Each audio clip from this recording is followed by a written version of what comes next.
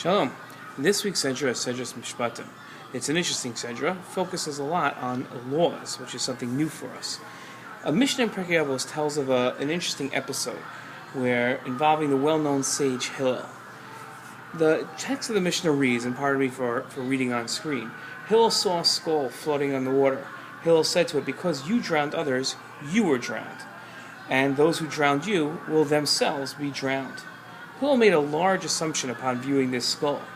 How could he be sure of what actually caused this person to pass and to die? In explanation of Hillel's statement, the Vilna Gaon used a verse from this week's Torah portion, where we read of three known murderers. We read of the negligent murderer, the accidental murderer, and the premeditated murderer. The accidental murderer goes free.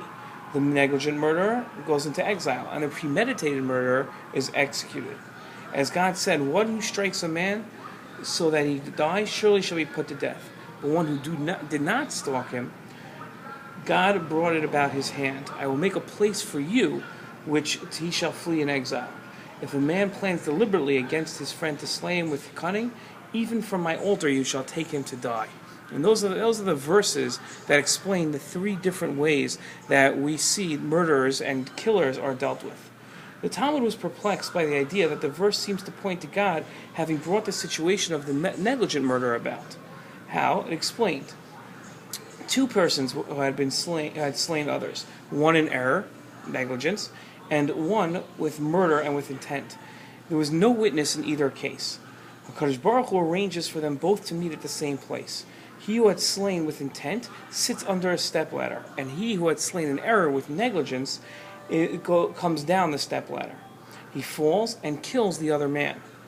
He who has slain with intent is duly slain, just like he killed others, while he who had slain in error goes into exile. The Talmud's message is that at the end of the day, God ensures that justice will be served. Another verse in our Sedra is well known: an eye for an eye, a tooth for a tooth, and a hand for a hand, a foot for a foot.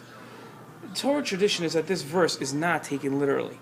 The Rambam explained the verse. This does not mean that one should wound the other as the other wounded him, but rather he deserves to lose a limb, for he caused others to lose a limb, and to receive a wound as he did, and therefore he pays in monetary compensation for the injury that he caused. Only for a murderer is there no monetary compensation, but for the loss of limbs or wounds, there is monetary compensation.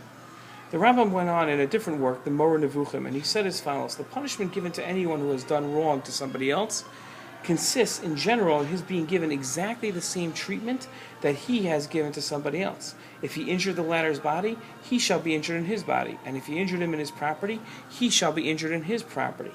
And he who has deprived someone of a limb shall be deprived of a similar limb. As someone who has made a wound to another, so shall that wound be made unto him.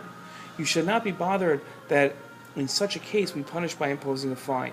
The Rambam explained that here his purpose was to give reasons for the biblical text, the eye for an eye, tooth for a tooth. In reality, that is how we understand it. That's exactly what the person that violated somebody else and injured somebody else deserves. But that's not for the legal science. Legally, we do not follow that way. But in reality, what the Rambam is saying is that a person that does injure somebody else really should have that same injury put onto him. The verse for an eye isn't taken literally in a practical sense, but seeks to the sense of justice that God demands. Hillel couldn't know for sure what had brought about the skull floating on the water. Hillel chose to take the opportunity of the skull to teach about the need for justice in this world, and that God ensures justice will be carried out. At times we don't see how justice is carried out, but the lesson in this week's Sedra is that justice will be carried out, and justice demands to be carried out. It is God's dictate in this world. It's a fascinating lesson from this Sedra, and I hope that you enjoyed it. Shabbat Shalom.